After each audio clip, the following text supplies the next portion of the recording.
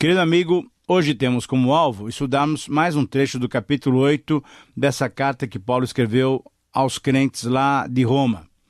Vamos estudar os versos 18 a 30 do capítulo 8. Nesses versos, Paulo nos mostra como a ressurreição de Jesus, como uma nova vida em Cristo que podemos ter pela fé, completamente de graça, diante da misericórdia e do amor de Deus, afetou também a própria natureza.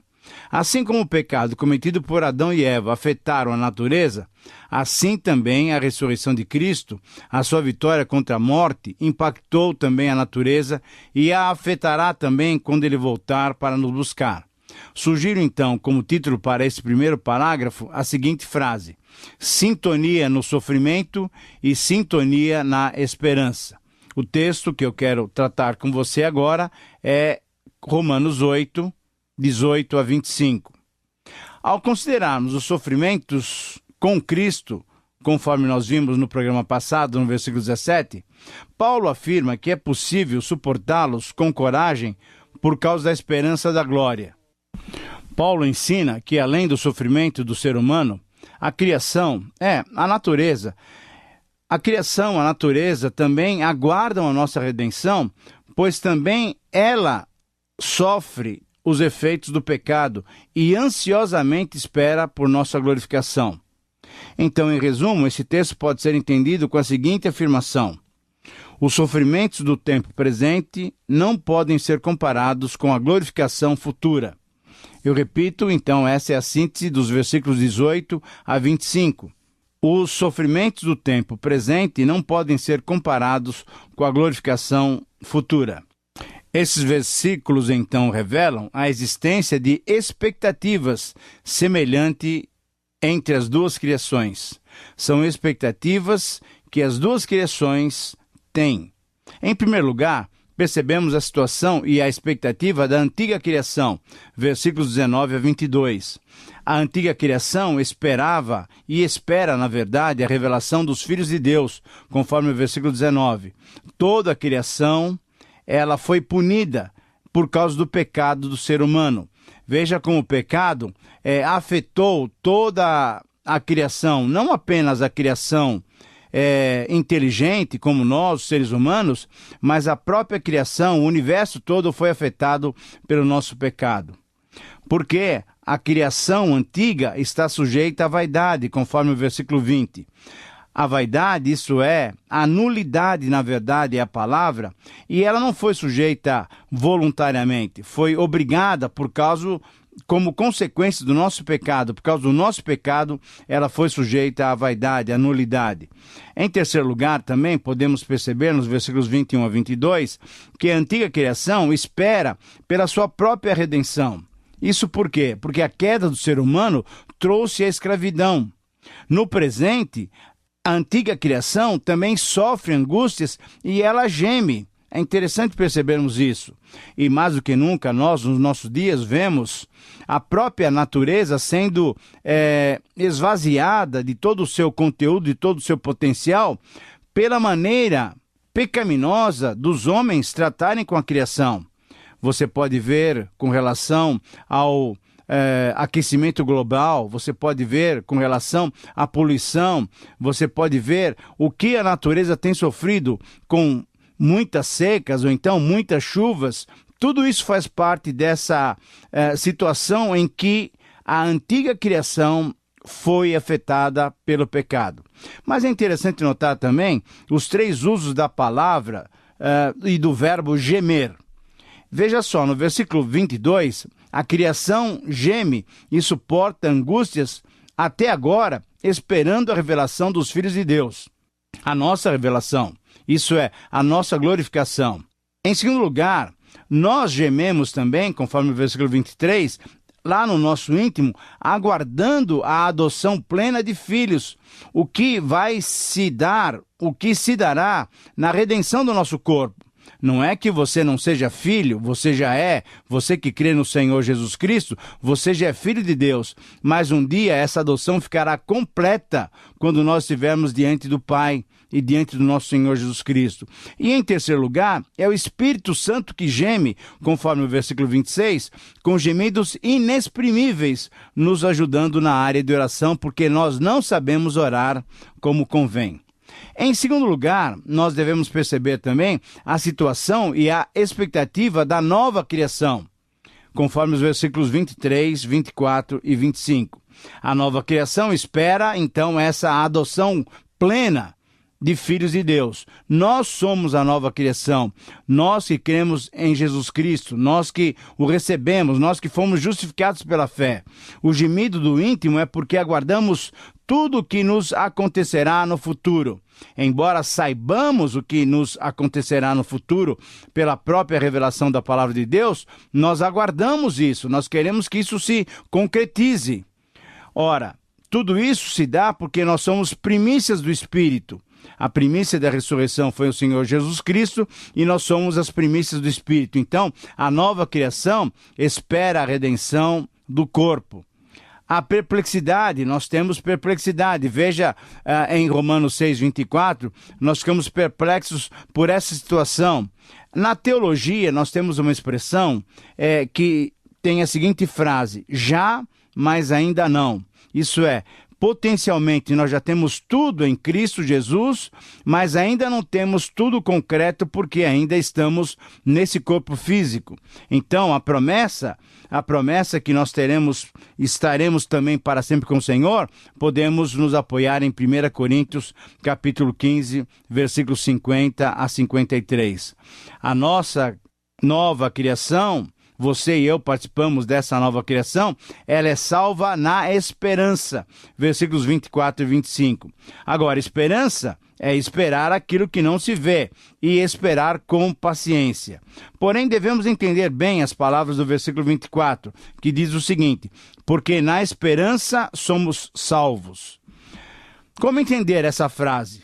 É bom sempre lembrar que nós somos salvos pela fé, conforme o próprio apóstolo Paulo diz em Efésios 2, 8, e não pela esperança. Nós somos salvos pela fé, mas devemos reconhecer também que a esperança acompanha a nossa salvação. Muito bem, então, depois de considerarmos esses versículos 18 a 25, em resumo, podemos entender que Paulo está nos mostrando a realidade da nova vida. Os sofrimentos do tempo presente não podem ser comparados com a glória, com a glorificação que nós vamos ter futuramente. A vida é dura, você sabe disso. Claro que ela tem seus momentos de alegria, por exemplo, o nascimento de uma criança, a formatura de um curso, o primeiro salário, o casamento, enfim, nós temos vários momentos de alegria durante a vida. Mas a alegria, muitas vezes, ela é coberta pela dor. Pela tristeza, pela angústia. Por quê? Porque nós vivemos num mundo imperfeito e nós somos pessoas imperfeitas. Tanto o mundo como nós fomos atingidos, fomos impactados pelo pecado. Tanto a natureza, tanto o universo como nós, seres humanos, fomos impactados pelo pecado. Porém, a boa notícia que se vê nesses versos é que há uma glória futura. Os sofrimentos do tempo presente não podem ser comparados com a glória futura.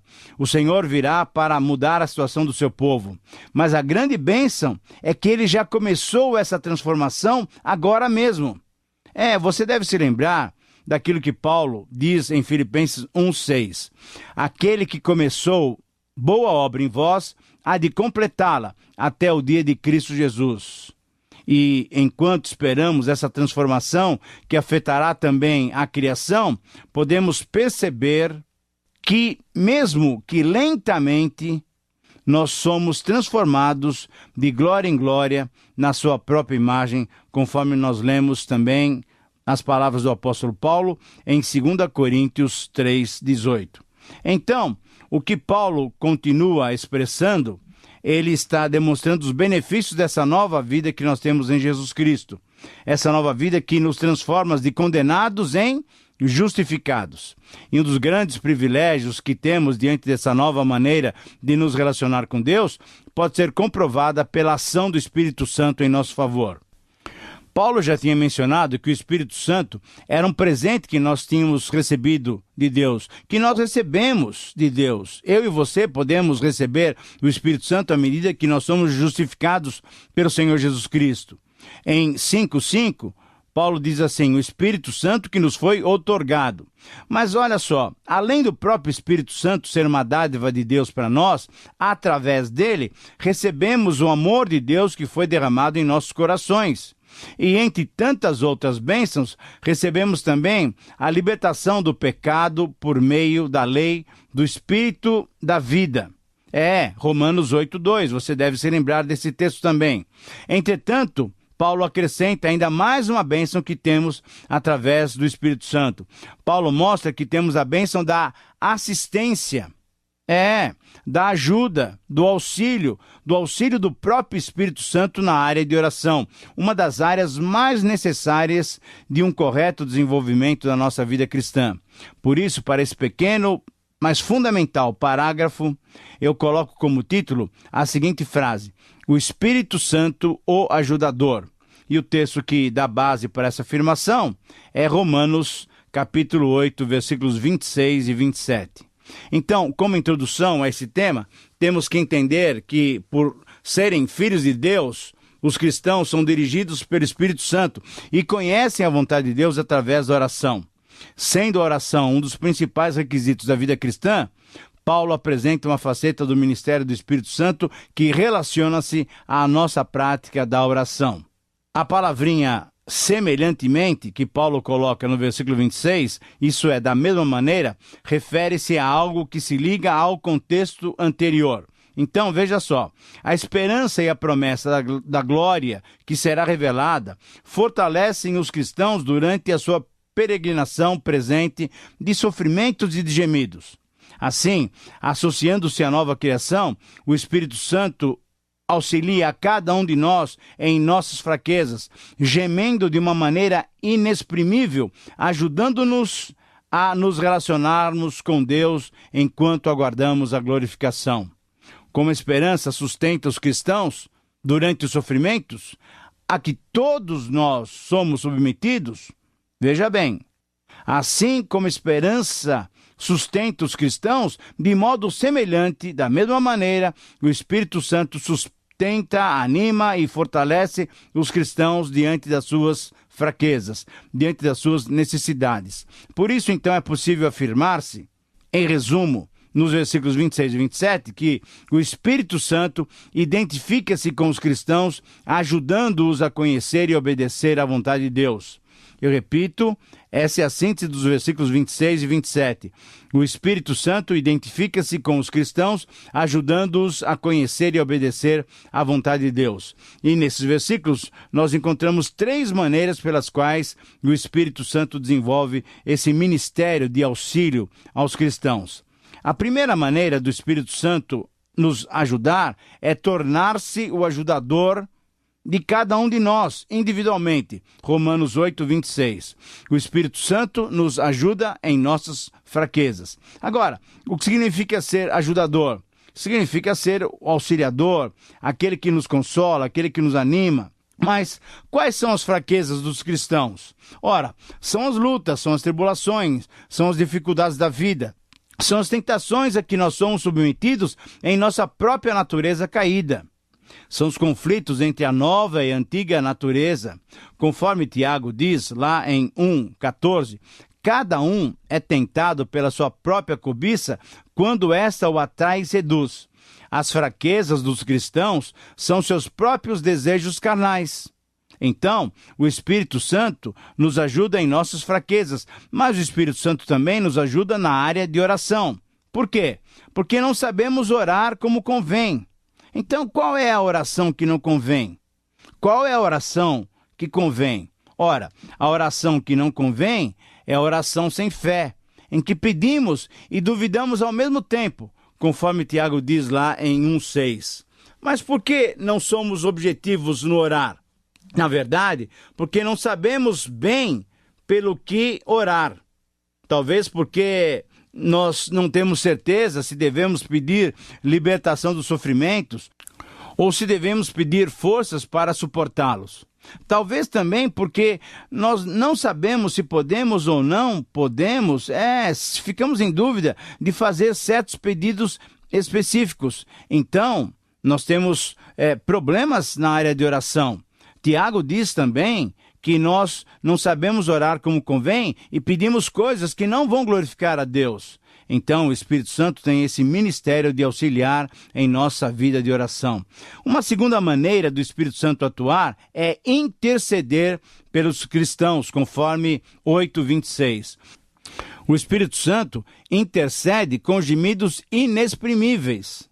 Mas, afinal, o que é interceder? Interceder é rogar, é pedir em favor de alguém. O Espírito Santo nos leva diante do Pai e pede em nosso favor diante do Pai. Mas o que são os gemidos inexprimíveis? São gemidos do próprio Espírito Santo expressos não através de uma fala articulada. Com certeza, não são rogos, petições ou súplicas elaboradas de uma forma inteligível. Não. Apesar de possuírem conteúdo, significado e intuito, esses gemidos transcendem as maneiras humanas de falar. E é por isso que o Espírito Santo chega diante de Deus, levando as nossas aflições, as nossas dores. Agora, devemos lembrar também, pela graça de Deus, nós vamos estudar isso posteriormente, mas em Romanos 8:34, nos diz também que Jesus Cristo intercede por nós, pelos cristãos. A posição de Jesus em relação ao Pai é que Jesus, sendo o nosso intercessor, ele é o nosso advogado diante do Pai. Ele é a nossa propiciação, isso é, ele é a satisfação nossa diante do Pai. Deus, olhando para o seu sacrifício, se satisfez. E, portanto, a credencial de Jesus é que ele é o nosso único e suficiente mediador. Ele é justo e foi aceito diante do Pai. Portanto, ele pode reivindicar a sua justiça para as nossas vidas. Ele apresenta o seu sangue remidor com que ele nos comprou e assim nos garante acesso diante do Pai. Querido amigo, perceba você então que você tem o Espírito Santo e o Senhor Jesus intercedendo nesse ministério de auxílio, de apoio a você, a cada um de nós que já temos recebido o Senhor Jesus pela fé. Então, em terceiro lugar, uma outra maneira do Espírito Santo atuar é ser ouvido por Deus. Romanos 8:27. Deus, o Pai, a tudo conhece.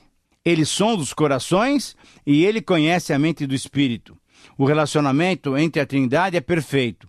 E aqui fica visível que o relacionamento entre o Espírito Santo e o Pai é tão estreito, que as orações do Espírito Santo não precisam ser audíveis, não precisam ser inteligíveis. Por quê? Porque Deus conhece os pensamentos do Espírito e as suas petições em nosso favor. Deus, o Pai, a tudo ouve. A intercessão do Espírito Santo é feita conforme a vontade do Pai. A intercessão do Espírito Santo é feita em favor de nós, os cristãos. Assim como, ou da mesma forma, conforme o versículo 26, de modo semelhante como a esperança sustenta os cristãos diante dos sofrimentos, assim também o Espírito Santo nos ajuda, nos sustenta em nossas orações. Ele apresenta os nossos pedidos, mas nos apresenta também diante do Pai. Ele nos apresenta diante do Pai. Diante da verdade de terem os cristãos o Espírito Santo como seu intercessor, cumpre a cada um de nós cristãos o desafio de nos aproximarmos de Deus através da oração em conformidade com a sua vontade. Portanto, meu querido amigo, meu querido irmão, desenvolva essa área de oração, confiando que você tem a intercessão do Espírito Santo em seu favor. Muito bem, depois de analisarmos esses dois parágrafos do nosso texto, devemos detalhar também o rico conteúdo dos versículos 28 a 30. O que Deus prometeu para cada um de nós que estamos em Cristo, o que Deus prometeu àqueles que o amam é que estamos sob o seu atento olhar. Deus nos prometeu que, sob a sua supervisão, não permitirá que nada se torne um obstáculo para nós que o amamos alcançarmos a semelhança do Senhor Jesus Cristo. Então, nós devemos fazer 3 observações. Deus pode utilizar todas as coisas, tanto as boas como as más, pois Ele tem poder para mudar aquilo que foi feito com um mau propósito, transformando-o em algo bom. Deus promete essa mudança somente para aqueles que o amam. E o bem que Deus deseja efetuar é uma obra espiritual e eterna, preparando-nos para a glória futura. Portanto, podemos resumir esse texto dando o seguinte título para ele: O Glorioso Plano Divino. É impressionante percebermos que o Senhor tem um plano, e um plano especial para cada um de nós. Diante disso, então, todo louvor, adoração e honra devem ser dados somente ao Senhor. Portanto, nesse texto podemos entender que a síntese dele pode ser expressa da seguinte maneira: é importante que todo cristão saiba claramente que o plano de Deus para a sua vida é que ele seja a imagem de Jesus Cristo. Eu repito, é importante que todo cristão saiba claramente que o plano de Deus para a sua vida é que ele seja a imagem de Jesus Cristo. 3 detalhes desse glorioso plano nós podemos ver agora até o final do programa. O primeiro detalhe é entender o glorioso plano divino. Isso é, saber que todas as coisas, presentes e futuras, cooperam juntamente para o bem daqueles que amam a Deus. O segundo detalhe é especificar todos os que fazem parte desse plano glorioso de Deus. E quem faz parte desse plano glorioso de Deus é você e sou eu. Nós que recebemos o Senhor Jesus como Senhor crucificado. Nós que temos justificação no Senhor glorificado. As descrições que temos caracterizam os que participam do plano divino. Isso é, nós somos os amados de Deus. Amamos porque Ele nos amou primeiro. Nós somos chamados segundo o seu propósito. É um chamado histórico. Nós somos conhecidos de antemão. É o amor pré-ordenado de Deus para com os cristãos. A predestinação aponta para o propósito de sermos a imagem de Cristo. Por isso nós somos também chamados de predestinados. Somos chamados, é algo que é mais do que um simples convite. É o chamado efetivo. Portanto, no versículo 30 ainda, nós somos justificados e aí depois já somos glorificados. Tudo isso está envolvido na transformação do cristão à imagem de Cristo. E um terceiro detalhe, o final, é explicitar o glorioso plano divino. Nós, os que amamos a Deus, nós temos uma predestinação específica, que é refletir o caráter de Jesus Cristo. Querido amigo, a minha oração é que você, em sua vida, possa refletir constantemente o caráter do Senhor Jesus Cristo. Um grande abraço, que Deus te abençoe e até o próximo programa.